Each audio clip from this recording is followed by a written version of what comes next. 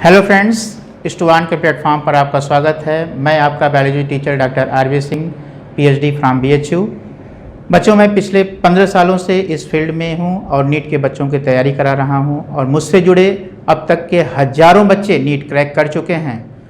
तो बेटा, आप भी मुझसे जुड़िए, बायोलॉजी के कठिन से कठिन कॉन्सेप्ट्स को आसानी से समझिए और मैं आपको विश्वास दिलाता हूँ बेटा कि अगली बारी आपकी है।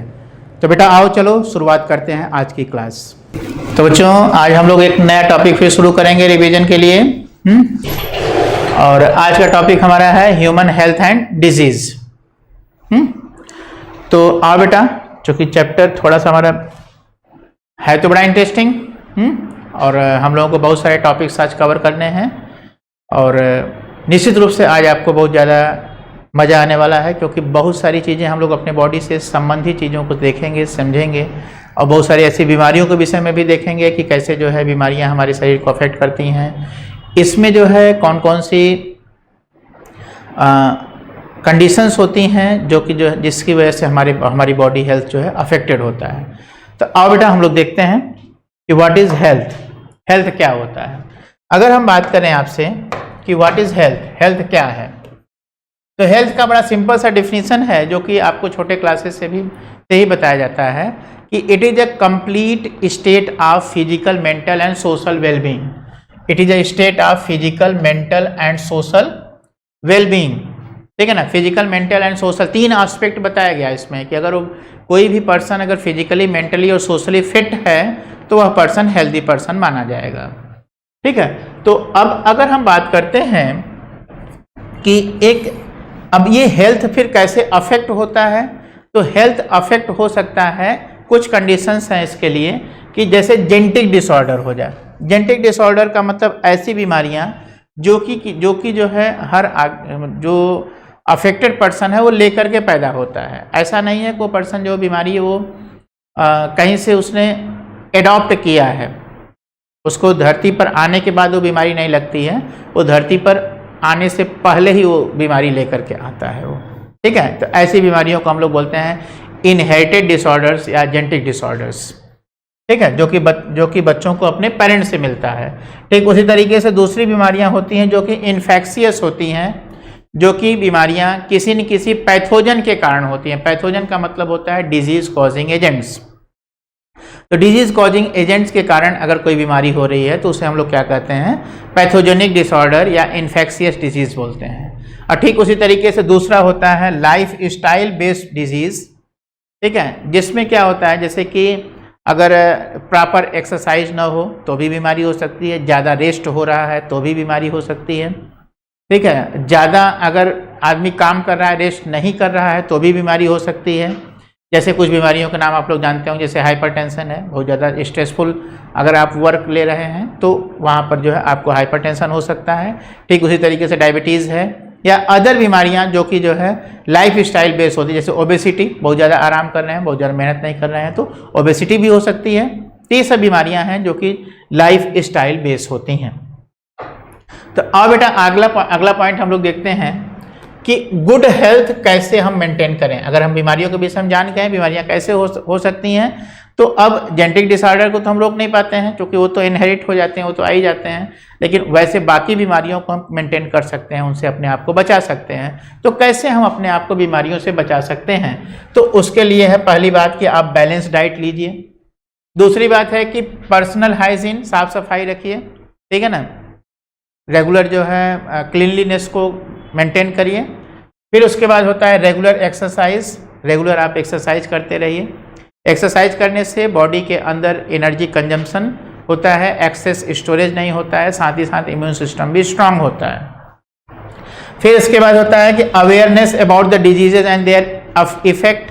बीमारियों के विषय में अगर आपको पता है तो उन बीमारियों से बचने की आप कोशिश करेंगे। जैसे आज हमको पता है कि कोरोना कैसे होता है तो हम उससे बचने का उपाय लगाते हैं, जैसे हम मास्क लगाते हैं, हम सैनिटाइजेशन करते हैं। तो ये अगर कैसे बीमारी फैलती है अगर इसकी जानकारी हमें है तो हम इससे बचने की कोशिश कर सकते हैं।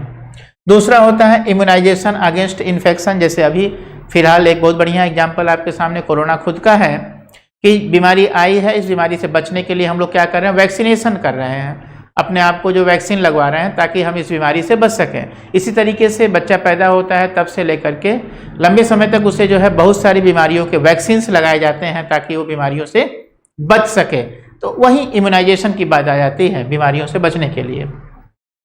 ठीक बात। उसके बाद आती है प्रॉपर डिस्पोजल ऑफ वेस्टेज। जो भी वेस्टेज हैं आपके, चाहे हाउस होल्ड वेस्ट हो, चाहे हॉस्पिटल वेस्ट हो, चाहे पब्लिक लेवल पर जो भी क्रिएट होने वाला वेस्ट हो, अगर उनका प्रॉपर डिस्पोजल हो रहा है तो बीमारियों के फैलने के चांसेस कम हो जाते हैं। क्यों? क्योंकि अगर वेस्ट जो है डिस्पोज हो गया प्रॉपर तरीके से तो वहाँ पर न तो कोई पैथोजन ग्रो करने पाएगा और न ही कोई बीमारी आगे स्प्रेड हो पाएगी। उसके बाद होता है कंट्रोल ऑफ वेक्टर। बीमारियों को कंट्रोल करने के लिए आपको वेक्टर को कंट्रोल करना भी एक बड़ा इशू है, क्योंकि आप जानते हैं कुछ बीमारियां जैसे कि मलेरिया कैसे होता है? एनाफिलीज के काटने से होता है, फीमेल एनाफिलीज मॉस्किटो के काटने से होता है। डेंगू एडीज के काटने से होता है। ठीक है, तो अगर हम जानते हैं या मक्खियों से बीमारियां फैलती हैं, मॉस्किटो से बीमारियां फैलती हैं, तो इन फ्लाइज को मीन्स मक्खियों को और मॉस्किटोज को, ठीक है, इन सबों के ग्रो करने के जहाँ पर प्लेसेस हैं उन्हें हम जो है इस तरीके का इन्वायरमेंट देंगे, जैसे वहाँ पर इंसेक्टिसाइड्स का यूज करेंगे, या जैसे एक फिश है लार्विसाइडल फिश जिसे गम्बूसिया फिश कहते हैं, तो गम्बूसिया फिश को पालेंगे पानी में ताकि मच्छर के लार्वा जो है वहाँ पर ग्रो ना करने पाएँ। कूलर वगैरह जहाँ पर पानी हमारा कलेक्ट लंबे समय तक रह सकता है, जहाँ पर जो है मच्छर ग्रो कर सकते हैं, वहाँ पर जो है उस पानी को कलेक्ट नहीं होने देंगे। तो इस तरीके से हम जो है वेक्टर्स को ग्रो करने से रोक सकते हैं और बीमारियों से बचा सकते हैं अपने आप को। फिर होता है कि खाने पीने की जो चीज़ें हैं उसमें साफ सफाई रखिए, क्लीन वाटर पीजिए और क्लीन फूड को यूज़ करिए। तो इस तरीके से आप बीमारियों से अपने आप को बचा सकते हैं। तो आओ बेटा देखते हैं हम लोग आगे कि डिजीज़ क्या है। डिजीज़ के विषय में होता है कि डिजीज़ क्या है? एक तरह का ये डिस्कम्फर्ट है, एक ऐसी कंडीशन है जो बॉडी के नॉर्मल फंक्शनिंग को अफेक्ट करती है। It's a condition to affect the normal functioning of body में होने वाला ऐसा चेंज जो बॉडी के नॉर्मल फंक्शनिंग को अफेक्ट कर सकता है, उसे हम लोग क्या कहते हैं बेटा? डिजीज कहते हैं। और इन डिजीजेस को ग्रुप किया गया है दो में, पहला इन्फेक्शियस, दूसरा नॉन इन्फेक्शियस। इन्फेक्शियस बीमारियों का मतलब है जैसा नाम ही बता रहा है, इन्फेक्शियस या कंटेजियस बीमारियां, मतलब कि जो बीमारी एक पर्सन से दूसरे पर्सन में स्प्रेड होती है। जैसे कोरोना को ही ले लीजिए, वह एक इन्फेक्टेड पर्सन अगर कोई है कोरोना का तो वह हजारों में फैला सकता है वो बीमारी।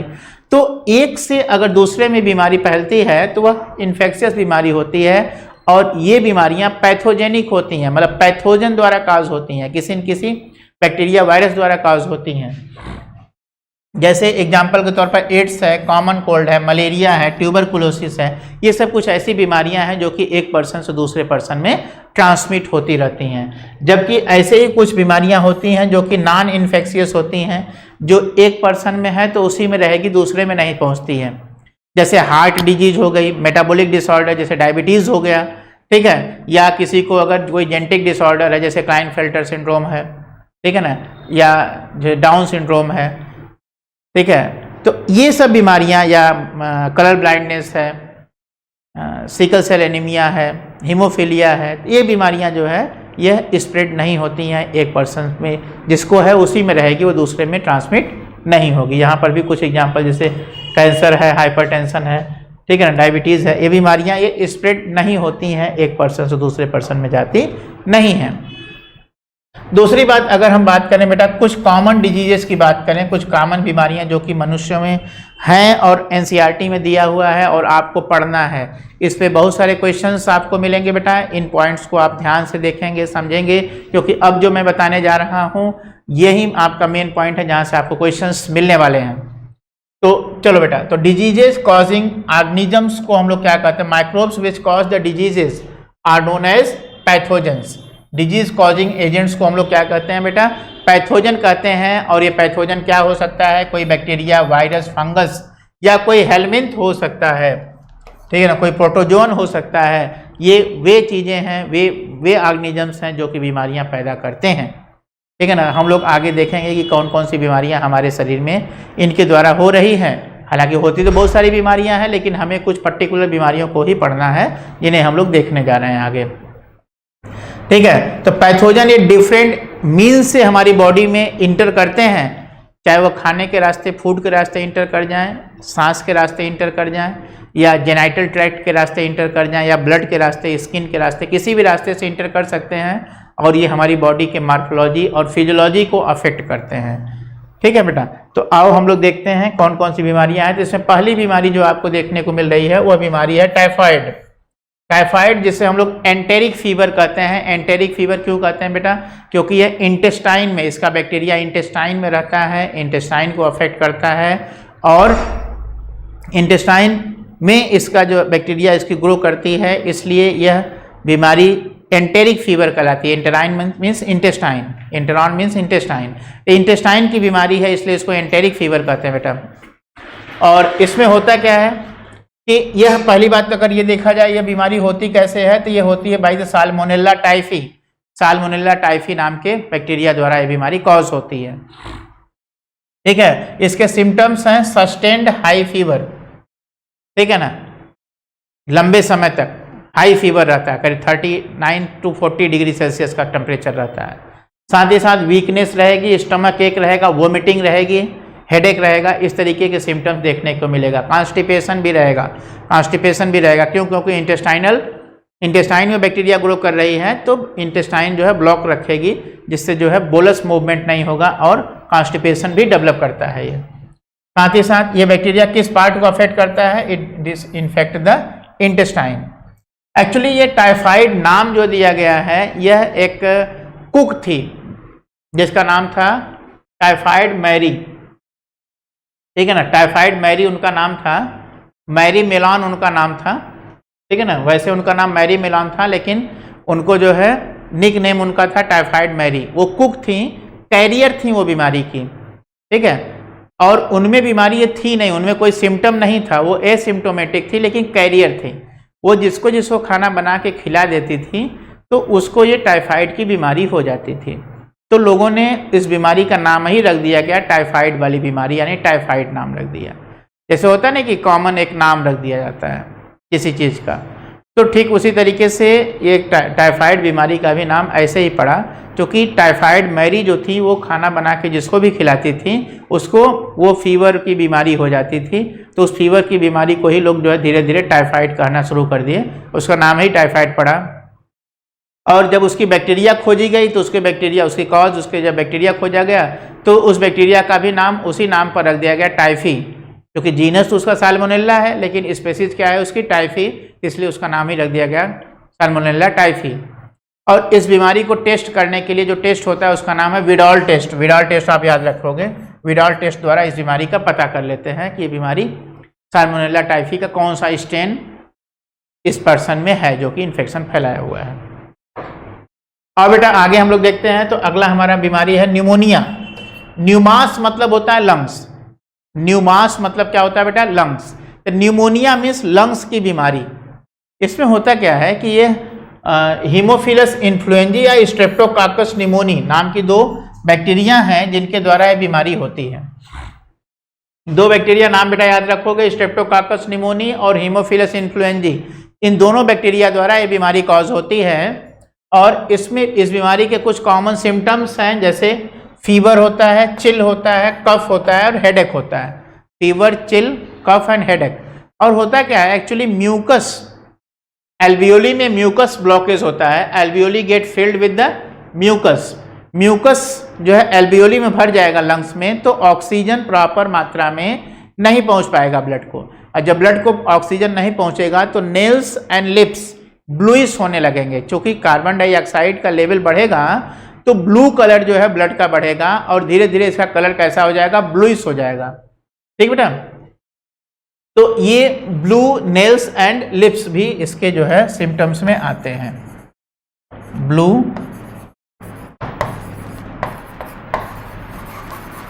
नेल्स एंड लिप्स जो है डेवलप हो जाते हैं इन सीवियर कंडीशन। ठीक बेटा, और अगर इसका इलाज समय से नहीं रहा तो जानलेवा हो जाता है। क्यों? क्योंकि जब लंग्स प्रॉपर ऑक्सीजन सप्लाई नहीं कर पाएगा तो लाइफ फिर पॉसिबल नहीं हो पाएगी। चलो बेटा आगे हम लोग देखते हैं, अगली बीमारी हमारी है कॉमन कोल्ड। एक ऐसी बीमारी जिससे लगभग सभी लोग सफर किए हैं, कोई ऐसा नहीं होगा जिसको कॉमन कोल्ड कभी ना हुआ हो। और आओ हम लोग देखते हैं बेटा, इसका जो वायरस है उसे हम लोग कहते हैं बेटा राइनो वायरस। इस वायरस को क्या कहेंगे बेटा हम लोग? राइनो वायरस कहेंगे। यह करता क्या है कि यह जो है नाक के रास्ते, सांस के रास्ते जो है ये लंग्स में इंटर करता है। हालांकि लंग्स तक नहीं पहुंचता है, ये नेजल ट्रैक्ट को ही इफेक्ट करता है। तो इसकी वजह से क्या होता है? नेजल कंजेशन होता है, ठीक है ना, नेजल कंजेशन होता है, जिसको कहते हैं नाक बंद हो गई है, सांस लेने में दिक्कत हो रही है, नेजल कंजेशन। साथ ही साथ नेजल डिस्चार्ज होता है, नेजल सेक्रीशंस निकलते हैं, ठीक है ना, रनिंग नोज कंडीशन, ठीक है ना, सोर थ्रोट, गले में दर्द होना, कुछ खाते हैं तो गले में दर्द होता है, ठीक है ना, और कफिंग होती है, क्योंकि जब म्यूकस बनता है तो ब्लॉकेज जो रास्ते करता है एल्वियोली ब्रांकाई ब्रांकियोल्स में, तो वो कफिंग द्वारा फिर बाहर निकाला जाता है, तो कफ के सिम्टम्स मिलते हैं, हेडेक मिलता है। ये सब जो है इसके सिम्टम्स होते हैं कॉमन कोल्ड के। और ये इफेक्ट किस आर्गन को करता है? It infect the nose and respiratory passage, nose और रेस्पिरेटरी पैसेज को ये इन्फेक्ट करता है। ठीक बेटा, आगे आओ हम लोग देखते हैं बेटा।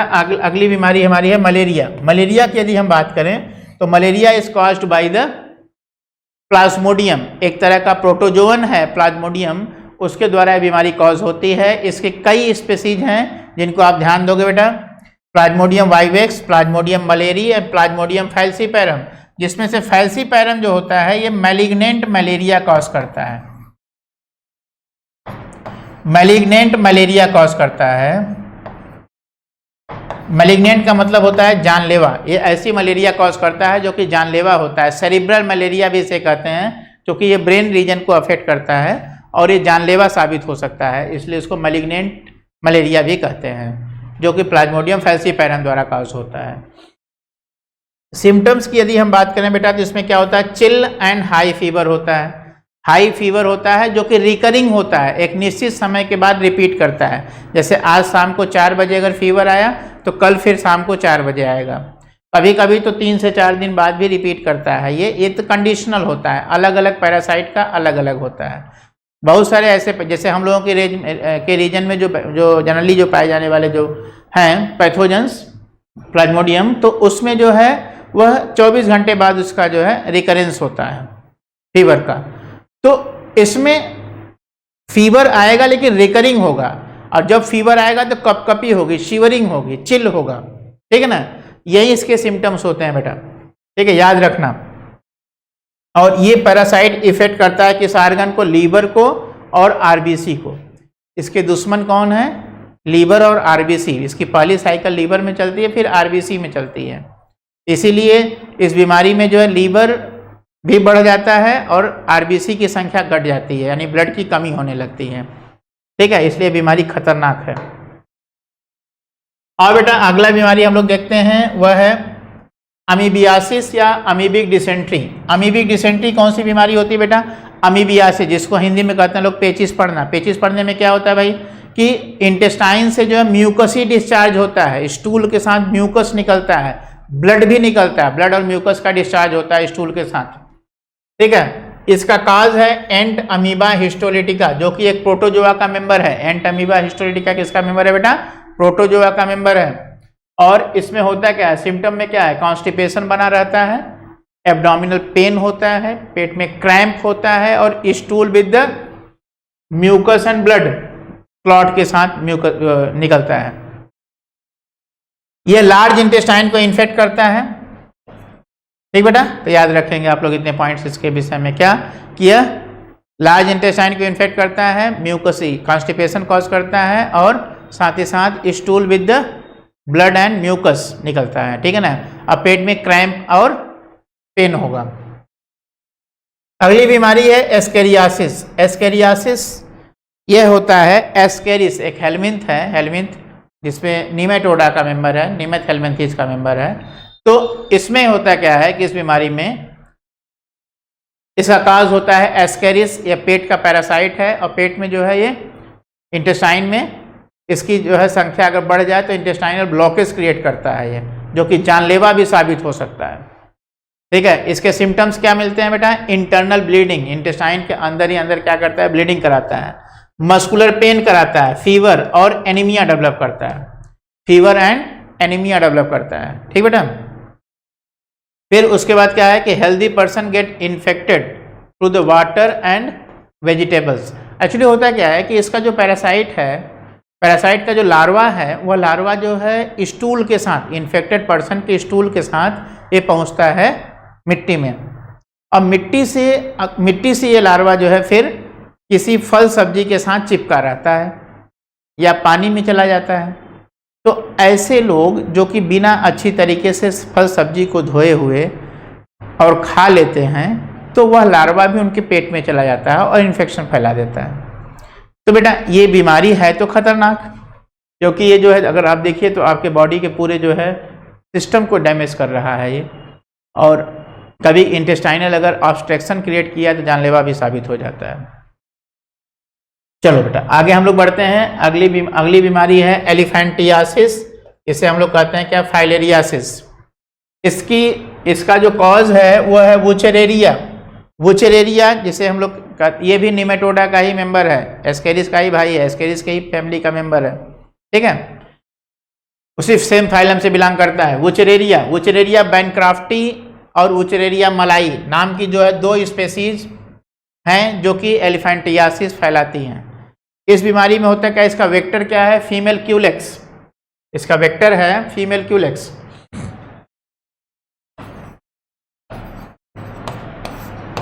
Female Culex mosquito, female Culex mosquito इसका वेक्टर है। और इसमें होता क्या है, सिम्टम्स में क्या है बेटा कि inflammation in the lower limb and genital organ. खासकर एक्चुअली होता क्या है कि इसका जो पैरासाइट है वह माइक्रोफाइलेरी के नाम से जाना जाता है। इसका लार्वा जो है माइक्रोफाइलेरी के नाम से जाना जाता है। और जब रात को मच्छर काटेगा तो ब्लड में पहुंचेगा पहले ये, और ब्लड के रास्ते फिर ये लिम्फ में चला जाएगा। लिम्फ में आकर के यह लिम्फ वेसल्स में रहेगा, लिम्फ वेसल्स में सर्कुलेट करता रहता है, साथ ही साथ इसकी साइज भी बढ़ती रहती है। और एक समय आएगा कि इसकी साइज इतनी बड़ी हो जाएगी कि ये लिम्फ वेसल को ब्लॉक कर देगा। और जब लिम्फ वेसल को ब्लॉक कर देगा तो लिम्फ हमेशा लोअर रीजन से अप रीजन की तरफ जा रहा है, तो होगा क्या कि लिम्फ का ब्लॉकेज हो जाएगा, लिम्फ का रास्ता बंद हो गया। अब लिम्फ का जो फ्लो है, अपवर्ड फ्लो, अब वो नहीं हो पाएगा, तो लिम्फ का एक्युमुलेशन होना शुरू हो जाएगा। तो जिस रीजन में ये फंसता है उस रीजन से लोअर बॉडी पार्ट में स्वेलिंग होना शुरू हो जाती है। तो खासकर इसमें चांसेस होते हैं कि ये जो है लोअर बॉडी पार्ट्स में, ग्रेविटी के कारण पैरासाइट नीचे की तरफ भागता है, इसलिए चांसेस होते हैं कि लोअर लिम्स यानी पैरों में या स्क्रोटम, मेल के स्क्रोटम में या फीमेल में ब्रेस्ट में, इन सब जगहों पे फंस सकता है पैरासाइट, और रिलेटेड लिम्फ नोड में स्वेलिंग आ जाएगी, और साथ ही साथ लिम्फ के एक्यूमुलेशन के कारण पैरों में भी स्वेलिंग आना शुरू हो जाएगी, उस रीजन में स्वेलिंग आना शुरू हो जाएगी, ठीक है। और उसके बाद lymphatic vessels of lower limb get block कर देता है, ठीक बेटा। तो ये बीमारी समझ में आ गई। अगली बीमारी जो हम लोग बात करने जा रहे हैं वो बीमारी है रिंगवर्म, जिसे आप लोग दांत खुजली बोलते हो, ठीक है ना, हाथ वगैरह में कहीं हो जाता है ना बॉडी में। तो इसका कॉज है, आपको जो क्वेश्चन पूछेगा वो क्या पूछेगा कि what is the cause of this. इसका कॉज है, 3 कॉजेज आपके एनसीईआरटी में है। पहला है माइक्रोस्पोरम है, दूसरा है ट्राइकोफाइटान और एपिडर्मोफाइटान, ठीक है ना। ये फंगस हैं जो कि इस बीमारी को कॉज करते हैं। और इस बीमारी के अगर जो है सिम्टम्स देखें तो सिम्टम्स में आता है कि ड्राई एंड स्केली लेशंस होते हैं। स्किन पर जो है ड्राई चीरे, मतलब लेशंस मतलब चीरा हल्का हल्का, ठीक है ना, वो पड़ जाते हैं, और स्केली होते हैं, वो निकलते रहते हैं, टूट करके निकलते रहते हैं ऊपर से। ड्राई एंड स्केली लेशंस होते हैं, ठीक है। और ये स्किन, नेल एंड स्कैल्प मतलब हेड के रीजन्स में, इन सब रीजन्स पे ज़्यादा इसका प्रभाव होता है, और ये बीमारी जो है खतरनाक साबित हो जाती है, क्योंकि जल्दी ये ठीक नहीं होता है, इसके लिए लंबा इलाज करना पड़ता है। चलो बेटा आगे हम लोग आते हैं और आगे बात करते हैं प्लाज्मोडियम की लाइफ साइकिल। इस पर भी बढ़िया क्वेश्चन आपसे पूछा जाता है, आप इसको याद रखेंगे कि प्लाज्मोडियम की लाइफ साइकिल के लिए ये क्या है, यह डाइजेंटिक है। डाइजेंटिक का मतलब होता है कि ऐसे पैरासाइट जिनकी लाइफ साइकिल 2 होस्ट में कंप्लीट होती है उन्हें हम लोग डाइजेंटिक बोलते हैं बेटा। तो ये डाइजेंटिक क्यों है, क्योंकि इनमें 2 होस्ट है। पहला होस्ट क्या है, ह्यूमन बीइंग है, और दूसरा होस्ट कौन है इसका? दूसरा होस्ट है इसका कैरियर, वेक्टर, जिसे आप लोग कहते हो क्या? Anopheles, mosquito. तो दूसरा होस्ट आपका है एनाफिलीज मॉस्किटो। तो यहाँ पर देखिए ये एनाफिलीज है, ह्यूमन एंड एनाफिलीज, 2 होस्ट इसमें लिखा है, ह्यूमन एंड एनाफिलीज, ठीक है ना। एनाफिलीज में फीमेल एनाफिलीज ही है, मेल नहीं काटता है, फीमेल काटती है, फीमेल एनाफिलीज मॉस्किटो, ठीक है बेटा। होता क्या है अगर आप देखिए इसमें, तो इसका जो इन्फेक्टिव स्टेज है उसे हम लोग क्या कहते हैं? स्पोरोजोइड्स। इन्फेक्टिव स्टेज जो है वह स्पोरोजोइड्स होता है। स्पोरोजोइड ह्यूमन के ब्लड में इंटर करता है, कैसे? जब ये फीमेल एनाफिलीज काटती है, ठीक है। ब्लड में इंटर करने के बाद ये सबसे पहले अपना चक्कर लगाता है कहाँ? लीवर को पहुंचता है, ठीक है ना। लीवर में पहुंचने के बाद लीवर सेल्स में ये मल्टीप्लाई करता है, अपनी संख्या बढ़ाता है, एसेक्सुअल वहाँ पर उसकी साइकिल चलती है, अपनी संख्या बढ़ाता है तेजी से, संख्या बढ़ा करके ढेर सारे स्पोरोजोइड्स फिर हो जाते हैं। अब ये स्पोरोजोइड्स फिर किसको अफेक्ट करेंगे? आरबीसी को अफेक्ट करेंगे। आरबीसी में जाएंगे और अपनी साइकिल पूरी करेंगे और आरबीसी को तोड़ेंगे, फिर बाहर निकलेंगे।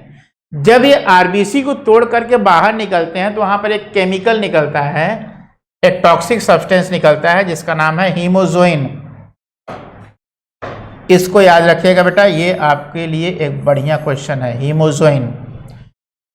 क्यों? क्योंकि यही हीमोजोइन है जिसके कारण चिल होती है, चिल एंड शिवरिंग होती है, ठंडी के साथ बुखार आता है, कपकपी होती है। तो ये जो सिम्टम्स आते हैं कपकपी वाले, वह क्यों आते हैं? बिकॉज ऑफ द हीमोजोइन आता है, ठीक है ना। और यही जो है हाई फीवर भी कॉज करता है, ठीक है। और इसके बाद जो इसका जो नया रूप आता है उसे कहते हैं क्या? गैमेटोजोइड, गैमेटोसाइट्स। गैमेटोसाइट्स बनाता है जो कि जो है स्पर्म एंड ओवम में बदलता है, और फिर वह स्पर्म एंड ओवम के रूप में वो सक कर लिया जाता है मच्छर द्वारा, मॉस्किटो द्वारा। अब वो बाकी मॉस्किटो के इंटेस्टाइन में जाकर के फर्टिलाइजेशन होता है और फिर सेक्सुअल साइकिल उसकी चलती है। यानी अगर हम देखें तो ह्यूमन बॉडी के अंदर इसका ए सेक्सुअल साइकिल है और मॉस्किटो के अंदर इसका सेक्सुअल साइकिल चलता है, ठीक बेटा।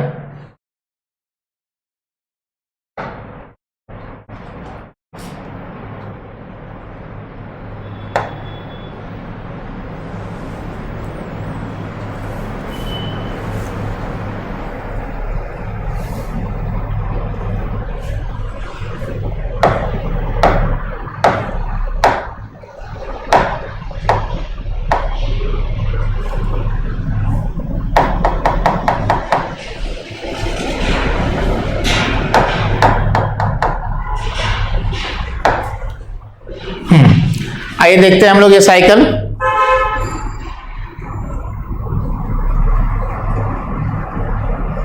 हाँ, इस साइकिल को देखिए तो यहां पर ये 2 पार्ट है, ठीक है ना। ये मच्छर का हिस्सा है, मॉस्किटो की लाइफ है, मॉस्किटो की बॉडी में चलने वाली साइकिल, और ये ह्यूमन के ब्लड में चलने वाली साइकिल, ह्यूमन बॉडी में चलने वाली साइकिल। तो यहां पर क्या होता है, जैसे ही मच्छर ने काटा आदमी को तो ये स्पोरोजोइड्स पहुंचे ब्लड में। अब ब्लड से कहाँ पहुंचे? वो हिपैटोसाइट्स में। ब्लड के से कहाँ पहुंचे? वो लीवर में पहुंचे। लीवर की सेल्स को क्या कहते हैं बेटा? हम लोग हिपैटोसाइट्स कहते हैं। हिपैटोसाइट्स में पहुंच करके ये क्या करते हैं कि ये अपनी संख्या को बढ़ाते हैं, ठीक है ना। अब बढ़ा करके जो है यहाँ से ये फिर ये क्या निकालते हैं, ये जो सेल्स निकालते हैं इन्हें हम लोग क्या कहते हैं? मीरोजोइड्स। ये तो स्पोरोजोइड्स आए, अब ये क्या यहाँ से क्या निकला? मीरोजोइड्स निकला। अब ये कहाँ जाएंगे? ये आरबीसी में इन्फेक्ट करेंगे। एरिथ्रोसाइट मीन्स आरबीसी,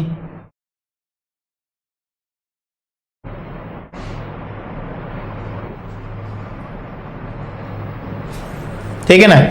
ये आरबीसी को इन्फेक्ट करेगा और आरबीसी में अब ये जो है संख्या अपनी बढ़ाएगा, और यहां से अब जो ये आरबीसी जब रप्चर होगी तो क्या निकलेगा? आरबीसी आरबीसी रप्चर होने के साथ साथ यहाँ पर जो स्टेज निकलता है उसे क्या, यहाँ पर जो केमिकल निकलता है उसे हम लोग क्या कहते हैं बेटा? हीमोजोइन कहते हैं, जो hemozoin fever and chill cause करता है, ठीक बेटा। और ये जो सेल्स निकलती हैं, ये सेल्स क्या बनाती हैं? गैमीट, ठीक है ना, स्पर्म एंड ओवम बनाती हैं। ठीक है बेटा, ये मेल एंड फीमेल दो गैमीट बना रही है। देखो ये फीमेल गैमीट और ये मेल गैमीट, इस गैमीट में है ये, इसे हम लोग क्या कहते हो, गैमीटोसाइट्स कहते हो। इस गैमीटोसाइट के रूप में अब ये ब्लड में, ह्यूमन ब्लड में पड़ा हुआ है। अब क्या होगा, जब मच्छर इस ब्लड को, ऐसे इन्फेक्टेड पर्सन को जब मच्छर काटेगा और ब्लड सक करेगा, तो अब ये गैमीटोसाइट मच्छर के पेट में चला गया।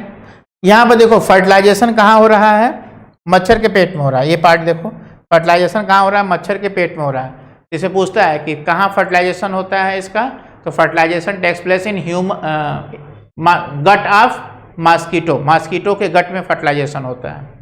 अब उसके बाद जाइगोट बना, जाइगोट जो है फिर अब चल कर ये कहाँ चला जाता है, मॉस्किटो के गट से ये पार होते हुए, गट की वाल है, गट की वाल को पार करते कहाँ चला गया, ये पहुंच गया आपका सलेवरी ग्लैंड में, ठीक है ना। और यहाँ पर अपनी ये संख्या बढ़ाएगा, ठीक है ना, सलेवरी ग्लैंड में पहुंच करके अपनी संख्या बढ़ाएगा। और ये देखो ये स्पोरोजोइट्स बन करके तैयार हो गए हैं। अब जब ये दोबारा इन्फेक्ट करेगा, दोबारा किसी को, अगर ये मॉस्किटो अगर किसी को जो है बाइट करता है, तो ये स्पोरोजोइट्स उस जो विक्टिम होगा उसके बॉडी में चला जाएगा। तो अब इसकी एक साइकिल पूरी हो गई। अब यहाँ से जो है ये फिर अपना साइकिल शुरू करेगा, ठीक है ना। फिर ये लीवर में जाएगा, फिर लीवर की सेल्स में अपना साइकिल पूरे करेगा, फिर वहाँ से जो है रिलीज होंगे मीरोजोइड्स, फिर ये इन्फेक्ट करेंगे आरबीसी को। इस तरीके से फिर गैमेटोसाइट्स बनेंगे, गैमेटोसाइट्स फिर मच्छर की बॉडी में पहुँचेंगे। तो ये इसकी साइकिल पूरी हो जाती है विद इन 2 होस्ट, इसलिए ये भी एक तरह का डाइजेंटिक पैरासाइट होगा, ठीक बेटा। तो चलो आगे हम लोग बढ़ते हैं। आगे हम बात करते हैं कि immunity, what is immunity, immunity क्या है। इम्यूनिटी को अगर हम सिंपल शब्दों में डिफाइन करें तो एक सिंपल सा डेफिनेशन बनता है कि tendency to fight against diseases, बीमारियों से लड़ने की क्षमता। बीमारियों से लड़ने की क्षमता ही क्या कहलाती है बेटा, हमारी इम्यूनिटी कहलाती है। तो अब प्रश्न आता है कि इस इम्यूनिटी को क्या हम क्लासीफाई कर सकते हैं, क्या हम डिवाइड कर सकते हैं इसे। तो इस इम्यूनिटी को हम 2 पार्ट में बांट सकते हैं। पहला होता है इन्नेट इम्यूनिटी और दूसरा होता है एक्वायर्ड इम्यूनिटी। इन्नेट का मतलब होता है जन्मजात, वह इम्यूनिटी जो कि कोई ले करके पैदा होता है, और एक्वायर्ड इम्यूनिटी का मतलब होता है एडॉप्टेड, जो कि पैदा होने के बाद अपने लाइफ टाइम में कोई भी पर्सन जो अपने लाइफ टाइम में जब किसी बीमारी से लड़ने की क्षमता को डेवलप करता है, तो वह होता है क्या, एक्वायर्ड इम्यूनिटी होती है। एक्वायर्ड इम्यूनिटी हमेशा पर्टिकुलर होती है, किसी एक पर्टिकुलर बीमारी। जैसे आज हमने जो है कोरोना के लिए वैक्सीन लगवा लिया, तो हम कोरोना बीमारी के प्रति इम्यून हो जाएंगे। अगर हमने जो है टाइफाइड के लिए वैक्सीन लगा लिया, तो हम टाइफाइड के लिए इम्यून हो सकते हैं। लेकिन जो इन्नेट इम्यूनिटी होती है, वह एक कॉमन होती है, वह सारी बीमारियों से एक लेवल तक लड़ने में आपको हेल्प करती है। आओ देखते हैं हम लोग बेटा कि इन्नेट इम्यूनिटी कैसे कैसे हमको हेल्प करती है। तो इन्नेट इम्यूनिटी ये क्या होती है बेटा, पहला पॉइंट है इसके लिए कि ये नॉन स्पेसिफिक होती है। पहला पॉइंट क्या है कि यह नॉन स्पेसिफिक होती है। दूसरा पॉइंट क्या है कि यह जो है बैरियर के रूप में काम करती है to enter the pathogen. Pathogen को पहले स्टेप में तो पैथोजन को शरीर में घुसने से ही रोक देती है, और दूसरे स्टेप में अगर घुस गए हैं तो उन्हें मारने के लिए उपाय करती है। आओ देखते हैं हम लोग किस स्टेप पर कैसे कैसे ये काम करता है। तो इसके 4 तरह के इसमें बैरियर्स होते हैं, ठीक है ना। तो चलो आओ देखते हैं हम लोग बेटा कैसे हैं ये। तो पहला इसमें आता है फिजिकल बैरियर। फिजिकल बैरियर में क्या होता है, फिजिकल बैरियर में आपका आता है skin mucus coating of epithelium lining, ठीक है ना, गैस्ट्रोइंटेस्टाइनल ट्रैक्ट, यूरिनोजेनिटल ट्रैक्ट या रेस्पिरेटरी ट्रैक्ट, इन सबों में आप देखेंगे तो म्यूकस की लाइनिंग होती है, ठीक है ना। पहला तो आपका स्किन हो गया, अगर पैथोजन कोई स्किन के रास्ते घुसना चाहेगा तो स्किन पर जो सेक्रेशंस हैं, ठीक है ना, वो इसे मार डालेंगे, ठीक है ना। दूसरा, अगर हमारे कोई रेस्पिरेटरी ट्रैक्ट के रास्ते से या मुंह के रास्ते से पेट में घुसना चाहेगा, शरीर में घुसना चाहेगा, तो एपिथेलियम लाइनिंग जो है वह उसे घुसने नहीं देंगे, रोक देंगे। तो ये फर्स्ट लाइन बैरियर हो जाता है, जिसे हम लोग कहते हैं क्या, फिजिकल बैरियर कहेंगे। दूसरा होता है बेटा फिजियोलॉजिकल बैरियर होता है। फिजियोलॉजिकल बैरियर का मतलब क्या, फिजियोलॉजी का मतलब क्या हुआ कि बॉडी के अंदर होने वाली चीज़ें। तो बॉडी के अंदर होने वाले मैकेनिज्म में भी बहुत सारी चीज़ें ऐसी बनती हैं जो कि पैथोजन को मार सकती हैं। जैसे हमारे स्टमक में बनने वाला एसिड, हमारे स्टमक में एसिड बनता है HCl, स्ट्रॉन्ग एसिड होता है। अगर कोई पैथोजन हमारे मुंह के रास्ते अगर स्टमक तक पहुंचा तो वह वहां पर मार दिया जाएगा, ठीक है ना, उस एसिड में वो मर जाएगा, ठीक है। तो यह क्या हो गया, यह हमारा फिजियोलॉजिकल बैरियर हो गया। ठीक उसी तरीके से अगर कोई मुंह के रास्ते अगर घुसने की कोशिश कर रहा है तो सबसे पहले उसकी मुलाकात किससे होगी, उसकी मुलाकात सबसे पहले होगी किससे, सलाइवा से। हमारी सलाइवा में क्या है, हमारी सलाइवा में है लाइसोजाइम या लाइसिन्स, जो उस पैथोजन को मार डालेंगी, ठीक है ना। उसी तरीके से टीयर्स है, आंसू हैं, आंसुओं में भी जो है लाइसिन्स पाया जाता है, जो भी जो पैथोजन को मार सकता है, ठीक है ना। इसके बाद तीसरा आता है, तीसरे लेवल पर मान लीजिए कि वहां से भी कोई बच के घुस गया अंदर हमारे। पहला तो बैरियर लेवल ने रोका, ठीक है ना, बैरियर लेवल के बाद फिर जो है फिजियोलॉजिकल बैरियर ने रोका, फिजिकल बैरियर ने रोका, फिर फिजियोलॉजिकल बैरियर ने रोका। और फिजियोलॉजिकल बैरियर के बावजूद भी अगर कोई ऐसा डेयरिंग पैरासाइट है जो कि शरीर में घुस ही गया, तो अब उसे कैसे मारा जाए, तो उसे मारने के लिए फिर नया सिस्टम हमारे पास है, वो है सेलुलर सिस्टम। जो सेलुलर बैरियर्स होते हैं, इसमें कुछ ऐसी सेल्स होती हैं जो कि फैगोसाइटोटिक नेचर की होती हैं, जिनका काम ही है, जो इसीलिए बैठी ही हैं कि कोई आए तो हम उन्हें पकड़ करके खाएं। वो कौन कौन है उनको जान लीजिए आप लोग। तो उनमें आपके न्यूट्रोफिल्स एंड मोनोसाइट्स हैं। न्यूट्रोफिल्स एंड मोनोसाइट्स ये WBC के मेंबर्स हैं, और इन्हीं का एक मोनोसाइट्स का एक ट्रांसफॉर्म्ड फॉर्म है जिसे हम लोग कहते हैं मैक्रोफाजेज, ठीक है ना, जिसे हम लोग क्या कहते हैं, मैक्रोफाजेज। तो ये मैक्रोफाजेज ये कहाँ रहते हैं, ये हमारे जैसे एरियोलर कनेक्टिव टिश्यू है वहां पर रहेंगे। इनका काम क्या होता है, ये मोनोसाइट्स ही हैं जो कि ब्लड से निकलते हैं बाहर तो मैक्रोफाज में बदल जाते हैं। इन तीनों का काम क्या होता है, इन तीनों का काम है ये फैगोसाइटोसिस। फैगोसाइटोसिस का मतलब क्या होता है बेटा, कि एनगल्फिंग नेचर, किसी भी पैथोजन को पकड़ करके खा जाना, ठीक है ना, पकड़ के अंदर लेकर के उसे डाइजेस्ट कर डालेंगे, ठीक है। इसके बाद तीसरा आता है, मान लीजिए एक तो मेथड ये हो गया, सेलुलर मेथड से आप इसको मार सकते हैं, सेलुलर बैरियर के माध्यम से। दूसरा होता है साइटोकाइन बैरियर।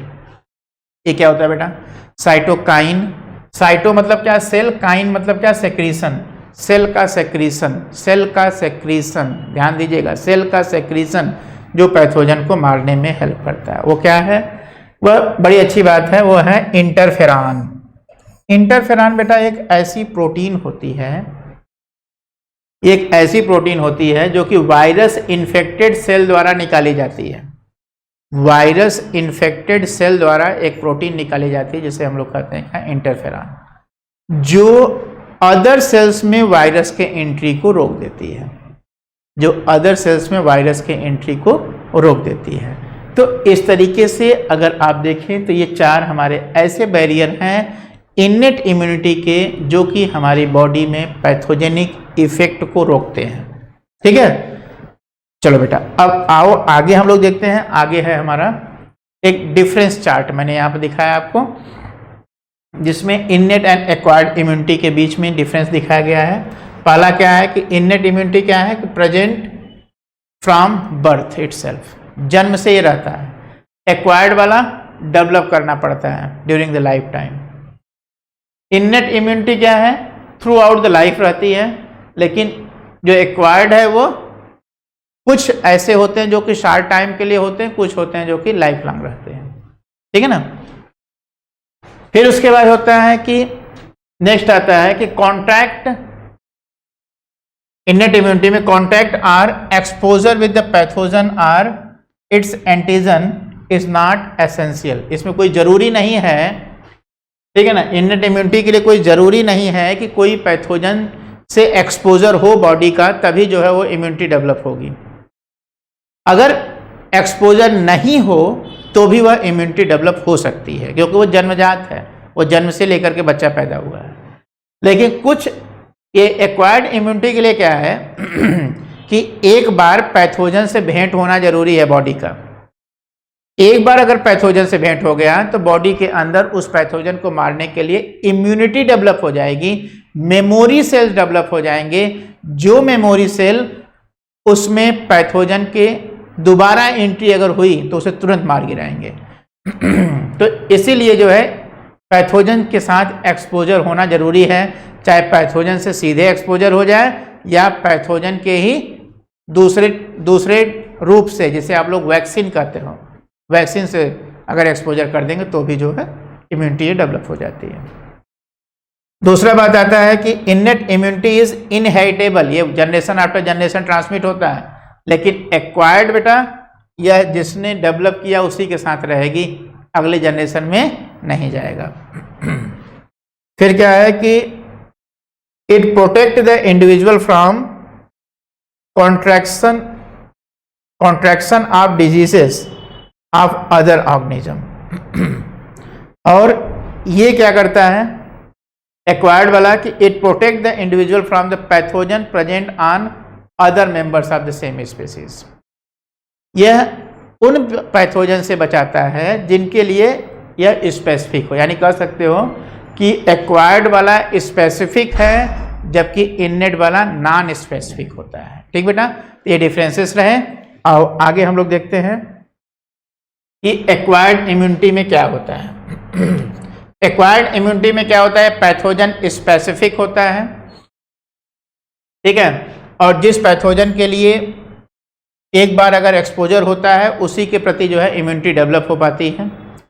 और इसमें भी होता है कि जब पहली बार पैथोजन की एंट्री होती है तो बॉडी को उस पैथोजन को मारने के लिए थोड़ा समय लगता है और वहाँ पर जो रिस्पांस डेवलप होता है वो स्लो होता है, धीरे धीरे होता है, इसलिए उसे प्राइमरी रिस्पांस कहते हैं, जो कि लो इंटेंसिटी का होता है। लेकिन अगर वैसा ही पैथोजन, सेम टाइप पैथोजन अगर दोबारा एंट्री किया तो वह फास्ट होता है, फास्ट उस पर एक्शन होता है। क्यों? क्योंकि मेमोरी सेल डेवलप हो चुकी हैं, तो वह फास्ट एक्शन होता है, इंटेंस एक्शन होता है, और उसे हम लोग सेकेंडरी रिस्पांस कहते हैं। इसमें क्या होता है बेटा कि बॉडी में ऑलरेडी मेमोरी सेल डेवलप हुई हैं, जो मेमोरी सेल उस पैथोजन को जल्दी से मार के खत्म कर देंगी और बॉडी फिर सेफ हो जाएगी। ठीक है, और इसमें जो है दो लिम्फोसाइट्स होते हैं, T lymphocytes and B lymphocytes. T lymphocytes और बी लिम्फोसाइट के कारण ही ये सेकेंडरी रिस्पांस डेवलप हो पाता है। ठीक बेटा, याद रखना, टी लिम्फोसाइट और बी लिम्फोसाइट। अब आता है बी लिम्फोसाइट। बी लिम्फोसाइट क्या करता है बेटा, ये एंटीबॉडीज प्रोड्यूस करता है, जिस एंटीबॉडीज को हम लोग क्या कहते हैं, इम्यूनोग्लोबुलिन कहते हैं। ठीक है ना, इम्यूनोग्लोबुलिन कहते हैं। और अभी हम लोग देखते हैं स्ट्रक्चर ऑफ एंटीबॉडी, एंटीबॉडी का स्ट्रक्चर कैसा होता है। तो इसमें दो टाइप के लिम्फोसाइट्स होते हैं, B lymphocytes and T lymphocytes. B lymphocytes humoral immunity develop करता है और T lymphocyte cell mediated immunity. बेटा इस पॉइंट को एकदम याद रखिएगा क्योंकि ये बड़ा इंपॉर्टेंट पॉइंट है, इसमें बच्चे अक्सर कंफ्यूज हो जाते हैं, ध्यान रखिएगा। B lymphocyte BHI means B lymphocyte humoral immunity, TCMI means T lymphocyte cell mediated immunity, T lymphocyte cell mediated immunity. ठीक है ना बेटा, इसे याद रखना है। ठीक है, चलो आगे बढ़ते हैं हम लोग। आगे ये देखिए आपके सामने एक इम्यूनोग्लोबुलिन का स्ट्रक्चर है। इम्यूनोग्लोबुलिन कई तरह के हैं, जैसे कि एंटीबॉडीज जो है वो कई तरह के हैं। इसके जो है 4 बेसिक टाइप्स हैं, IgA, IgM, IgE and IgG। 4 basic types हैं। IG means immunoglobulins.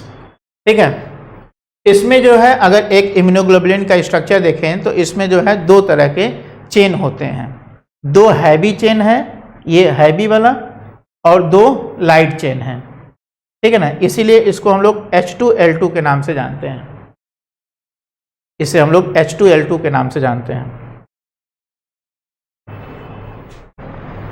H2L2, H2 means 2 heavy chain, L2 means 2 light chain, 2 होते हैं। और ये वाई शेप का स्ट्रक्चर होता है, ये वाई शेप का स्ट्रक्चर होता है। ये देखिए ये वाई शेप, और ये इसमें जो यह रीजन होता है यह एंटीजन बाइंडिंग साइट होता है।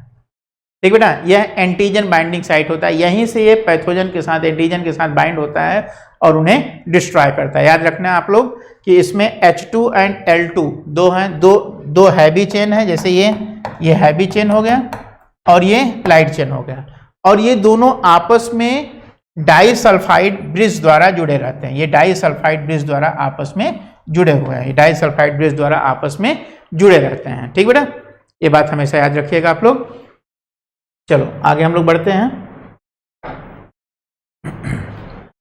आगे हम बात करते हैं कि on the basis of production of antibodies immunity can be categorised as active and passive. Active immunity का मतलब क्या होता है बेटा, कि अगर बॉडी को वैक्सीन दे करके बॉडी को तैयार किया गया है, या पैथोजन के साथ एक्सपोजर करा करके बॉडी को अगर तैयार किया गया है, उसमें मेमोरी सेल्स डेवलप कराई गई हैं, सो दैट अगर उसे इन फ्यूचर इन्फेक्शन मिलता है तो तुरंत वह उन पर एक्शन करके उसे डिस्ट्रॉय कर दे, एंटीबॉडीज प्रोडक्शन करके उन्हें डिस्ट्रॉय कर दे। तो ऐसी इम्यूनिटी कहलाती है एक्टिव इम्यूनिटी। एक्टिव इम्यूनिटी में लिखा है ना कि body produces its own antibodies against the pathogen. क्यों? क्योंकि बॉडी में मेमोरी उसके लिए डेवलप्ड है। दूसरा आता है पैसिव इम्यूनिटी। बेटा पैसिव इम्यूनिटी में क्या होता है, रेडीमेड होता है ये। इसमें क्या करते हैं कि ऑलरेडी प्रिपेयर्ड एंटीबॉडीज, किसी दूसरे ऑर्गेनिज्म की बॉडी से ऑलरेडी प्रिपेयर्ड एंटीबॉडीज लेकर के उसे जो है इंजेक्ट कर देते हैं डिजीज्ड पर्सन में, ताकि डिजीज पर्सन की में पैथोजेंस जो है उनको मारा जा सके। ठीक है, जैसे आजकल आप जो प्लाज्मा थेरेपी के विषय में सुन रहे हैं, तो प्लाज्मा थेरेपी में क्या है कि प्लाज्मा में जो ऑलरेडी प्रिपेयर्ड जो एंटीबॉडीज हैं वो लेकर के जो है उसे इन्फेक्टेड पर्सन में डाल देंगे, तो इन्फेक्टेड पर्सन में जो पैथोजन है वह उस एंटीबॉडी द्वारा मार दिया जाएगा। या एंटीवेनम का नाम आप लोगों ने सुना होगा, किसी को सांप जब काट लेता है तो एंटीवेनम के तौर पर उसे उस सांप का एंटीवेनम तैयार करके रखे हुए एंटीबॉडीज उसमें हैं, और जो एंटीबॉडीज का इंजेक्शन लगा देंगे, एंटीवेनम का इंजेक्शन लगा देंगे और आदमी वो सेफ हो जाएगा, बच जाएगा। तो ये होता है आपका पैसिव इम्यूनिटी का पार्ट, जिसमें ऑलरेडी प्रिपेयर्ड एंटीबॉडीज को इंजेक्ट करते हैं। जैसे कोलेस्ट्रम, ह्यूमन मिल्क में कोलेस्ट्रम एक बढ़िया एग्जांपल है पैसिव इम्यूनिटी का। अब बेटा कोलेस्ट्रम में कौन सा एंटीबॉडी होता है, इस पे क्वेश्चन बनता है, वह है IgA। IgA कोलेस्ट्रम में पाया जाता है।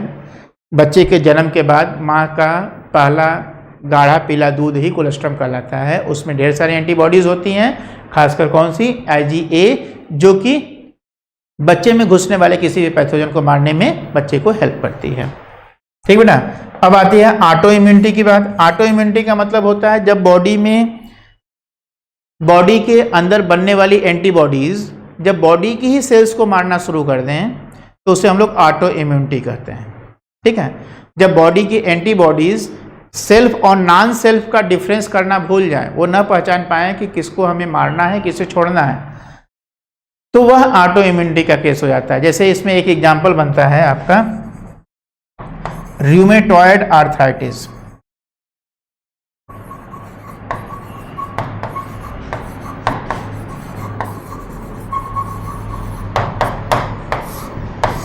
रूमेटॉयड आर्थराइटिस में क्या होता है बेटा कि यह ऐसी आर्थराइटिस है जिसमें होता क्या है कि जॉइंट्स में स्वेलिंग आ जाती है, जॉइंट्स में पेन होता है। ठीक है ना, जॉइंट्स में स्वेलिंग और पेन होता है, और ये किसकी वजह से होता है, क्योंकि जॉइंट्स पे जो कार्टिलेज होते हैं वो अपनी ही बॉडी की एंटीबॉडीज उन्हें डैमेज करने लगती हैं, तो ये बीमारी होती है। इसलिए इसको हम लोग क्या कहते हैं, ऑटो इम्यून डिसऑर्डर या ऑटो इम्यूनिटी की बीमारी। ठीक है, आगे और हम लोग बढ़ते हैं। आगे आता है एलर्जी। एलर्जी क्या होता है बेटा, एलर्जी जो है ये hyper exaggerated response of immune system, immune system का intense response, hyper sensitivity of immune system हम लोग कह सकते हैं, उसे हम लोग क्या कहते हैं बेटा, उसे एलर्जी कहते हैं। तो एलर्जी हर चीज के लिए नहीं होती, किसी एक पर्टिकुलर सब्सटेंस के लिए एलर्जी होती है, और उस पर्टिकुलर सब्सटेंस को हम लोग क्या बोलते हैं, एलर्जन कहते हैं। जिस सब्सटेंस की वजह से एलर्जी होती है उसे हम लोग क्या कहते हैं बेटा, एलर्जन कहते हैं। और यह एलर्जन कोई डस्ट हो सकता है, पॉलन हो सकता है, ये एलर्जन क्या हो सकता है, ये डस्ट हो सकता है, पॉलन हो सकता है, या कोई भी चीज़ हो सकता है, कोई भी ऐसी चीज़ जिसकी वजह से जो है बॉडी का इम्यून सिस्टम जो है एक्स्ट्रा रिस्पांस करना शुरू कर रहा है, उससे हम लोग क्या कहते हैं, एलर्जी कहते हैं। एलर्जी के दौरान जो एंटीबॉडीज ज़्यादा प्रोड्यूस होती है उस पर क्वेश्चन बनता है, वह है IgE। ठीक है ना, याद रखना, एलर्जी के लिए कौन सी एंटीबॉडी है बेटा? IgE, ठीक है। और दूसरा क्या कि इसका काज क्या है? इसका काज होता है, एलर्जी का काज जिस पे भी क्वेश्चन बनता है वह है हिस्टामिन और सीरोटोनिन। हिस्टामिन और सीरोटोनिन का एक्सेस सेक्रेशन के कारण एलर्जी डेवलप होती है, स्वेलिंग आती है, रेडनेस होता है, ठीक है। तो इसको ट्रीट करने के लिए क्या देते हैं? एंटी हिस्टामिन का इंजेक्शन या एड्रेनालिन का इंजेक्शन, ये देते हैं इसके ट्रीटमेंट के लिए, ठीक है। ये भी पूछता है कि एड्रेनालिन, ये हिस्टामिन और सीरोटोनिन सेक्रेट कहाँ से होता है? तो वो सेक्रेट होता है मास्ट सेल से, वह सेक्रेट होता है बेटा मास्ट सेल से, ठीक है ना। मैं थोड़ा सा और क्लियर कर दूं, ये सेक्रेट होता है मास्ट सेल से, ठीक बेटा, ये बात हमेशा याद रखिएगा। चलो आगे हम लोग बढ़ते हैं। आगे आता है कि इम्यून सिस्टम को अगर हम देखें तो इम्यून सिस्टम में कौन कौन से पार्ट आते हैं? तो इसमें लिम्फॉइड आर्गन्स आते हैं, टिश्यू सेल्स आती हैं और एंटीबॉडीज आती हैं, सॉल्युबल एंटीबॉडीज। तो लिम्फॉइड आर्गन्स की यदि हम बात करें तो ये वे आर्गन होते हैं जहां पर इम्यून सिस्टम की सेल्स का फॉर्मेशन एंड प्रोलिफरेशन होता है। Formation means maturation and proliferation होता है, ठीक बेटा। और प्राइमरी लिम्फॉइड आर्गन्स कौन कौन आते हैं? प्राइमरी लिम्फॉइड आर्गन्स में आता है आपका bone marrow and thymus. Bone marrow और थाइमस क्या है बेटा? ये प्राइमरी लिम्फॉइड आर्गन है, इनको याद रखिएगा। प्राइमरी लिम्फॉइड आर्गन क्या है? बोन मैरो एंड थाइमस है। और after maturation lymphocytes migrate to the secondary lymphoid organ, ठीक है बेटा। और सेकेंडरी लिम्फॉइड आर्गन में आपका क्या आ जाएगा? Spleen, lymph node, tonsils, pairs patches, ठीक है, ये सब चीज़ें आ जाएंगी। ये क्या है? ये सेकेंडरी लिम्फॉइड आर्गन है। ये वे जगह है जहाँ पर कि इन लिम्फोसाइट्स का मुलाकात होता है पैथोजन से और यहीं पर ये पैथोजन को मारते हैं, ठीक बेटा। तो they provide the site of interaction of lymphocyte with the antigen. Antigen जो कि बीमारी कॉजिंग जो पैथोजेंस होते हैं उनसे मुलाकात कहाँ पर होती है? इनकी एंटीबॉडीज़ की, पैथोजेंस की से कहाँ मुलाकात होती है? In the secondary lymphoid organs, ठीक है। चलो आगे हम लोग बात करते हैं बेटा। एक बीमारी है एड्स, इसका काज क्या है? एक्वायर्ड, जिसका पूरा नाम होता है एक्वायर्ड इम्यूनोडेफिशिएंसी सिंड्रोम। इसे सबसे पहले जो है first time it was reported in 1981। It is caused by the pathogen HIV, human immunodeficiency virus, जो कि एक तरह का रेट्रोवायरस है, ठीक बेटा। और इसके ट्रांसमिशन की अगर हम बात करें तो पहला ये सेक्सुअल कॉन्टैक्ट से फैल सकता है with the infected person. Infected person के साथ अगर सेक्सुअल कॉन्टैक्ट हुआ तो फैल सकता है, या transmission of contaminated blood and blood products. अगर किसी एड्स पेशेंट के ब्लड को अगर किसी हेल्दी पर्सन में डाल दो तो निश्चित रूप से उसे एड्स हो जाएगा। शेयरिंग ऑफ इन्फेक्टेड नीडल्स, ठीक है ना। अगर एड्स पर्सन के ब्लड से अगर इन्फेक्टेड कोई अगर सर्जिकल आइटम है या कोई निडल है, नाइफ है, तो उससे जो है इन्फेक्शन फैल सकता है। या infected mother to the child through placenta, ये वायरस जो है ये प्लेसेंटा के थ्रू जो है फैल सकता है, मदर से जो है बेबी तक पहुंच सकता है। अच्छा, एक बढ़िया है कि ये पूछता है रेट्रोवायरस के HIV की फैक्ट्री कौन है? HIV की फैक्ट्री है मैक्रोफेजेस। ये HIV सबसे पहले इन्फेक्ट करता है किसको? मैक्रोफेजेस को, और वहीं पर अपनी संख्या बढ़ाता है। और देखो ये इसमें होता है क्या, जैसे ये रेट्रोवायरस जो है HIV, इसमें इसका जो मटेरियल होता है, जेनेटिक मटेरियल, वो RNA होता है। इसका जेनेटिक मटेरियल क्या है बेटा? RNA है। जब ये इन्फेक्ट करता है तो अपना RNA अंदर डालता है, ठीक है ना। ये मैक्रोफेज है आपका, ठीक है ना, ये मैक्रोफेज आपका है।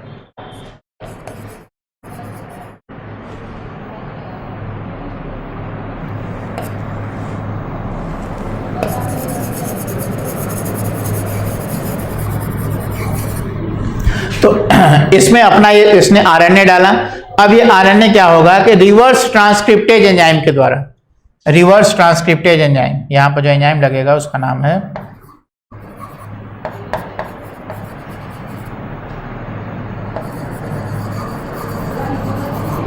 तो रिवर्स ट्रांसक्रिप्टेज एंजाइम द्वारा अब ये RNA किसमें बदल गया? DNA में बदल गया, वायरस के DNA में बदल गया, वायरल DNA में बदल गया। अब ये वायरल DNA जो है ये सीधे इंटर किया कहां पर? न्यूक्लियस में। न्यूक्लियस के DNA के साथ जाकर के बाइंड हो गया, बाइंड होकर के अब यह अपना आरएनए बनाना शुरू किया, अपना वायरस बनाना शुरू किया, और वायरसेस की संख्या जो कि सफिशिएंट जब हो जाएगी तब ये मैक्रोफाज फट जाएगा और ये वायरसेस रिलीज हो जाएंगे। तो फिर से एक बार ध्यान दीजिएगा, सबसे पहले रेट्रोवायरस जो कि जो है आरएनए वायरस है, ठीक है ना। यह आरएनए वायरस इन्फेक्ट करेगा सेल को, तो क्या डालेगा अपना अंदर, आरएनए छोड़ेगा और उसके साथ साथ एक एंजाइम भी डालेगा जिसका नाम है रिवर्स ट्रांसक्रिप्टेज एंजाइम। जो रिवर्स ट्रांसक्रिप्टेज क्या करता है, इस आरएनए को डीएनए में बदल देता है। अब ये डीएनए चला जाएगा किसके पास, न्यूक्लियस में जाकर के मिक्स हो जाएगा, न्यूक्लियस के डीएनए के साथ मिक्स हो जाएगा, और यहाँ से अब जब ये कॉपी तैयार अपना करना शुरू करेगा तो आरएनए की कॉपी बनाएगा, और ये आरएनए के ऊपर फिर प्रोटीन कोट लग करके ये आरएनए बना, यह एक आरएनए है, वायरल आरएनए। इस वायरल आरएनए के ऊपर प्रोटीन कोट लगने से वायरस बन गए, और अब जब ये फटेगा सेल तो वायरसेस रिलीज आउट हो जाएंगे और ये फिर वायरसेस फिर दूसरे सेल को इन्फेक्ट करेंगे। ठीक बेटा, तो इस तरीके से इनकी साइकिल चलती रहती है। इनके टेस्ट को अगर हम देखें कैसे इन्हें हम टेस्ट करेंगे, तो इसको टेस्ट करने का एक जो मेथड है उसे कहते हैं हम लोग एलाइजा, जिसका फुल फॉर्म है एंजाइम लिंक्ड इम्यूनोसॉर्बेंट एसे, ठीक है। और इसके ट्रीटमेंट के लिए एंटी रेट्रोवायरल ड्रग देते हैं जो कि बहुत इफेक्टिव नहीं है, इसलिए इस बीमारी से बचना ही एकमात्र उपाय है, इसका ट्रीटमेंट पॉसिबल नहीं है। दूसरी बीमारी की बात हम लोग करें बेटा, तो दूसरी बीमारी है हमारी कैंसर। कैंसर क्या है कि ये सबसे खतरनाक बीमारी अब तक की है, एड्स के साथ साथ कैंसर भी है, जिसमें बचने की उम्मीद हालांकि एड्स में तो नहीं होती है, इसमें तो कुछ हद तक लोग बच भी जाते हैं। तो इसमें जो है ये एक most dreaded disease of the human being है, ठीक बेटा। इसमें होता क्या है कि नॉर्मल सेल जो होती है, नॉर्मल सेल में एक प्रॉपर्टी होती है जिसे हम लोग कहते हैं कॉन्टैक्ट इनहिबिशन। कॉन्टैक्ट इनहिबिशन का मतलब क्या होता है, इस पे क्वेश्चन बनता है बेटा, कॉन्टैक्ट इनहिबिशन का मतलब क्या होता है। इनका मतलब ये होता है कि contact with the other cell, contact with other cell inhibit their uncontrolled growth. अगर सेल में डिवीजन हो रहा है, सेल डिवीजन करके अपनी संख्या बढ़ा रही है, अगर वो दूसरे सेल के टच में आ गई तो स्टॉप हो जाएगी, ग्रोथ उसका रुक जाएगा, डिवीजन रुक जाएगा।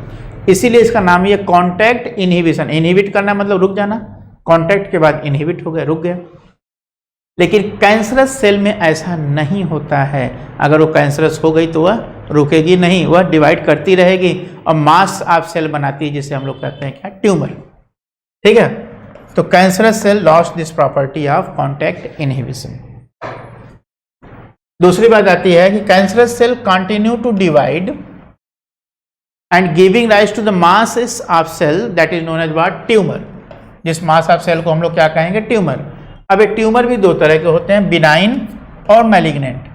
बिनाइन ट्यूमर में क्या होता है कि इसमें जो है ये शरीर को बहुत हार्म नहीं पहुंचाते हैं, ये बॉडी को बहुत हार्म नहीं पहुंचाते हैं, जबकि ठीक है ना, ये जो है ये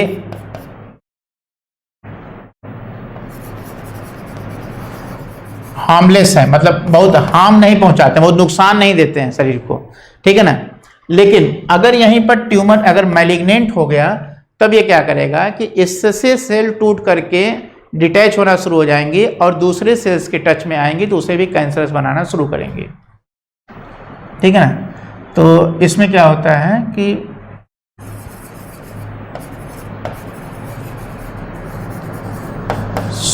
मेटास्टैसिस, ये बेटा ये भी टर्म याद रखिएगा आप लोग, मेटास्टैसिस। मेटास्टैसिस का मतलब होता है कि जब जो है ट्यूमर से सेल्स टूट करके अलग हो रही हैं और वो सेल जब किसी दूसरे सेल के टच में आती हैं तो उसे भी कैंसरस बना देती हैं। तो इस कंडीशन को हम लोग क्या बोलते हैं, मेटास्टैसिस, और ये ट्यूमर कहलाता है मैलिग्नेंट ट्यूमर, ठीक बेटा। तो याद रखिएगा आप लोग इसको। अब इसके बाद आता है कॉजेज ऑफ कैंसर की। यदि हम बात करें तो कैंसर के कॉजेज जो होते हैं उन्हें हम लोग कहते हैं carcinogen. Carcinogen means the causes of cancer, ठीक है। और कैंसर या neoplastic cells, neoplastic cells means cancerous cells के रीजन्स क्या होते हैं, फिजिकल रीजन हो सकता है, जैसे कोई रेडिएशंस, फिजिकल रीजन में क्या हो जाते हैं, जैसे रेडिएशंस हो जाते हैं, जैसे एक्सरे, गामा रे, ठीक है ना, ये सब रेज, ठीक है ना, कुछ केमिकल्स, ठीक है, काज कर सकते हैं, या बायोलॉजिकल एजेंट्स। बायोलॉजिकल एजेंट में जैसे एक आता है आंको वायरस, आंकोजेनिक वायरस, यह एक बायोलॉजिकल एजेंट हो जाता है जो कि हर बॉडी में पाए जाने वाले प्रोटो आंकोजीन को एक्टिवेट करके आंकोजीन में बदल देता है, ठीक है ना। आंकोजीन को याद रखिएगा बेटा आप लोग कि ये कैंसर कॉजिंग जीन्स होते हैं। ये क्या है? ये कैंसर कॉजिंग जीन्स हैं।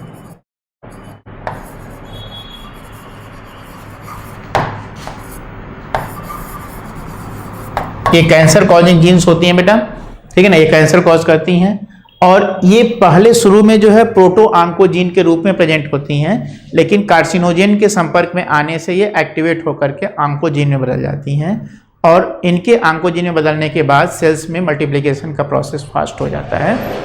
इसलिए जो है इसको हम लोग क्या कहते हैं? कैंसरस जीन कहते हैं, ठीक है।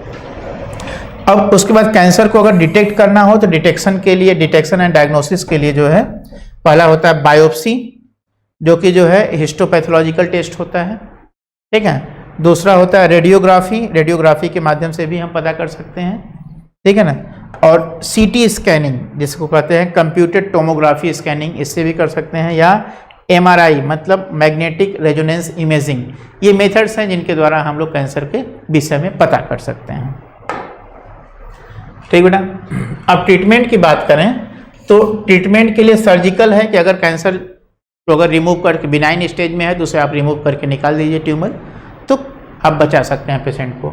दूसरा होता है रेडियोथेरेपी। रेडियोथेरेपी में हम करते क्या है कि ट्यूमर सेल्स को रेडिएशन से, ठीक है ना, लो इंटेंसिटी के रेडिएशंस डाल करके उन सेल्स को डैमेज कर देते हैं, मार डालते हैं, ठीक है। दूसरा होता है कीमोथेरेपी। कुछ केमिकल्स के माध्यम से जो है हम, कुछ केमिकल ड्रग्स के माध्यम से हम कैंसर सेल्स को मार सकते हैं, लेकिन इसका कुछ साइड इफेक्ट भी होता है। साइड इफेक्ट क्या होता है बेटा? जैसे कि हेयर लॉस हो जाता है, एनीमिया हो जाता है, ये सब कुछ साइड इफेक्ट भी देखने को मिलते हैं कीमोथेरेपी के, ठीक है। और इसके बाद एक होता है इम्यूनोथेरेपी भी आती है, जिसमें हम क्या करते हैं कि अल्फा इंटरफेरॉन यूज करते हैं। ये अल्फा इंटरफेरॉन क्या करता है कि यह activate the immune system and help to destroy the tumour. Tumour को डिस्ट्रॉय करने में हेल्प करता है। अल्फा इंटरफेरॉन बेटा ट्यूमर को डिस्ट्रॉय करने में हेल्प करता है, ठीक है।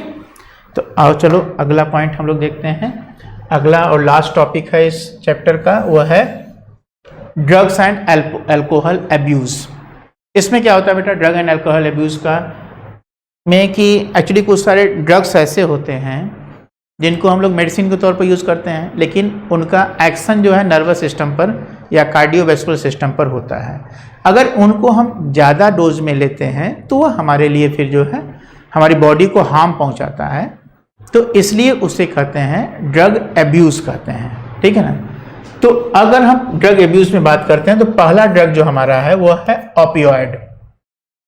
ओपियोइड क्या होता है कि यह स्पेसिफिक, ये हमारे सीएनएस को इफेक्ट करता है, सेंट्रल नर्वस सिस्टम को अफेक्ट करता है, और जीआईटी को, गैस्ट्रोइंटेस्टाइनल ट्रैक्ट को इफेक्ट करता है, और इसके लिए पर्टिकुलर रिसेप्टर्स हमारे बॉडी में होते हैं, ठीक है ना, जो कि ओपियोइड रिसेप्टर्स के नाम से जाने जाते हैं। उनको जाकर के एक्टिवेट करता है और ये बॉडी को जो है इफेक्ट करता है, ठीक है ना। तो देखो बेटा इसमें क्या होता है, इसमें एक पहला केमिकल इसका है हेरोइन। हेरोइन जिसको हम लोग स्मैक के नाम से भी जानते हैं, ठीक है ना। इसका केमिकल नेम पूछा जाता है आपसे, ये केमिकली क्या है? Diacetyl morphine.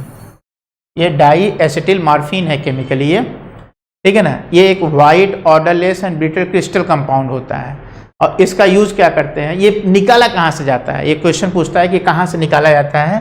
It is obtained from Poppy plant, जिसे हम लोग कहते हैं पापावर सोमनीफेरम। साइंटिफिक नेम है पापावर सोमनीफेरम, और वैसे हम लोग कॉमनली क्या कहते हैं, इसे पॉपी प्लांट कहते हैं। और इससे निकलने वाला ये प्रोडक्ट, ये चूँकि ये नेचर इसका होता है नर्वस डिप्रेसेंट का, इसे जो है मॉर्फिन को यूज़ करते हैं पेन किलर के तौर पर, लेकिन यहाँ पर लोग जो है इसे ड्रग के तौर पर यूज़ करते हैं, और लेने के बाद जो है फिर वो उनकी नर्वस सिस्टम उनका जो है धीरे धीरे स्लो डाउन हो जाता है, ठीक है। तो जनरली इसको लेते कैसे हैं? बाई स्नोर्टिंग एंड इंजेक्शन से इसको लेते हैं, ठीक बेटा।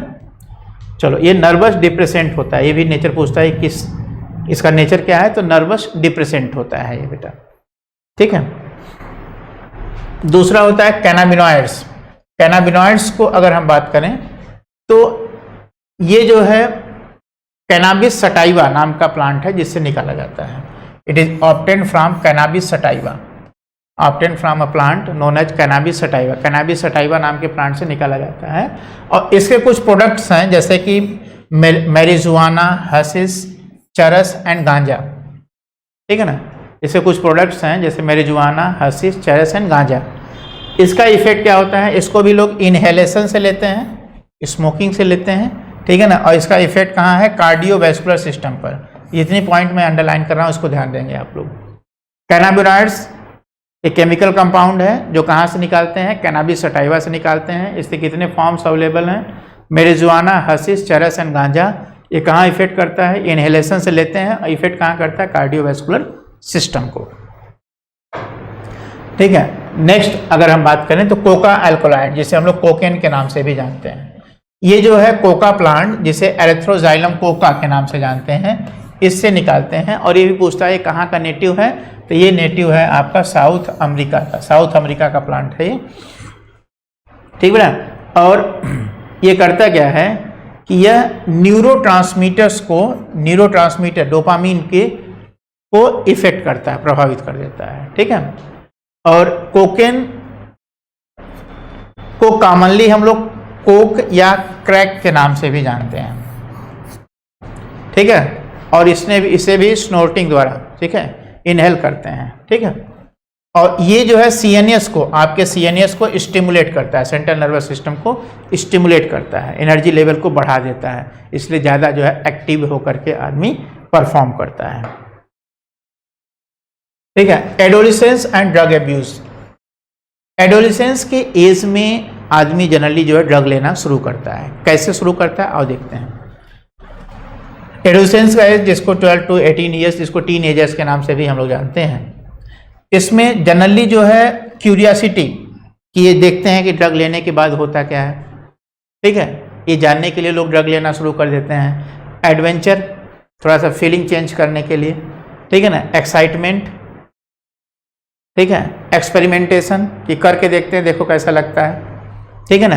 या कभी अगर स्ट्रेस में हैं, स्ट्रेस में होने पर भी जो है लोग ड्रग लेना शुरू कर देते हैं। तो ये कुछ कंडीशंस होती हैं जो कि ड्रग लेने के लिए इंसिस्ट करती हैं, ठीक है ना। पहला क्या था, क्यूरियोसिटी, दूसरा एडवेंचर, तीसरा एक्साइटमेंट, फिर एक्सपेरिमेंटेशन एंड स्ट्रेस या प्रेशर की कंडीशन में जो है ड्रग लेना लोग शुरू कर देते हैं। तो आओ अब देखते हैं कि इसका ड्रग का इफेक्ट क्या होता है। ड्रग का इफेक्ट ये होता है कि रेस्टलेस बिहेवियर, बेचैन रहेगा आदमी, क्योंकि ड्रग के इफेक्ट में है तो बेचैन रहेगा। दूसरा क्या कि कुछ फालतू काम करेगा, शरारती काम करेगा, ठीक है ना। वायलेंस करेगा, ठीक है ना, हिंसात्मक हो सकता है। और एकेडमिक परफॉर्मेंस उसका ड्रॉप डाउन होगा। अगर ऐसा नहीं है कि ड्रग लेने के बाद एकेडमिक परफॉर्मेंस बढ़ता है, घट जाता है, क्योंकि नर्वस सिस्टम इफेक्ट हो रहा है। और उसके साथ साथ क्या होता है, डिप्रेशन हो जाता है, आइसोलेशन होता है, अलग रहने लगता है, अग्रेसिवनेस आ जाता है, चिड़चिड़ापन आता है, गुस्सैल हो जाता है, ठीक है। अब आता है कि अगर इस ड्रग पर वो डिपेंड हो गया तो वह कंडीशन कहलाती है क्या, वह डिपेंडेंसी कंडीशन होती है। और अगर ड्रग नहीं मिला तब उसे क्या होगा, विड्रॉवल सिंड्रोम आना शुरू हो जाएगा। विड्रॉवल सिंड्रोम में ये ड्रग को अगर उसे नहीं दिया गया किसी ड्रग एडिक्ट पर्सन को, तो उससे जो है विड्रॉवल सिंड्रोम्स आएंगे, विड्रॉवल सिम्टम्स आएंगे। तो उस सिम्टम्स में क्या होता है, जैसे एंजाइटी, शेकीनेस, बॉडी जो है कांपने लगती है, नौजिया, स्वेटिंग, ये सब कंडीशंस आना शुरू हो जाती हैं। तो बेटा अब इस ड्रग से कैसे बचें, ड्रग लेने से बचें कैसे, तो बचने के लिए भी उपाय हैं कि पहली बात तो अवॉइड द अनड्यू प्रेशर, अपने पीयर प्रेशर से बचिए। ऐसे आपके साथी जो आपको ड्रग लेने के लिए इंसिस्ट करते हैं, उनसे दूरी बनाइए, ठीक है। दूसरा एजुकेशन एंड काउंसलिंग, अगर कोई ड्रग ले रहा है तो उसे जो है उसकी काउंसलिंग करिए, उसे जो है इससे दूर हटाने की कोशिश करिए। और अगर कभी कोई कंडीशन ऐसी डेवलप हो जाती है जहाँ पर आपको नहीं निर्णय ले पाते हैं कि हमें क्या करना चाहिए, तो वहाँ पर आप अपने फ्रेंड से बात करिए, अपने एल्डर से बात करिए, माता पिता से बात करिए, टीचर से बात करिए। अगर कोई एडिक्ट हो चुका है तो प्रोफेशनल हेल्प लीजिए ताकि जो है वहाँ से आप निकल सकें, और मेडिकल हेल्प, प्रोफेशनल हेल्प के माध्यम से किसी भी बीमारी से बचा जा सकता है और इन सब चीज़ों से आदमी सेफ रह सकता है। तो बेटा इस तरीके से हम लोगों ने एक अच्छा सा इसका रिवीजन प्लान किया था जो आप लोगों ने देखा। आई होप आप लोगों को ये लेक्चर पसंद आया होगा और आप लोग जो है इसको कंटिन्यू करेंगे, तैयार करेंगे और रिलेटेड क्वेश्चन जितने हमने यहाँ पर पॉइंट आउट किया आप उसको लाभ उठाएंगे। Okay, thank you, have a nice day. On IS2ON study is always on. Concepts के बेहतर रियलाइजेशन के लिए IS2ON पर बने रहिए।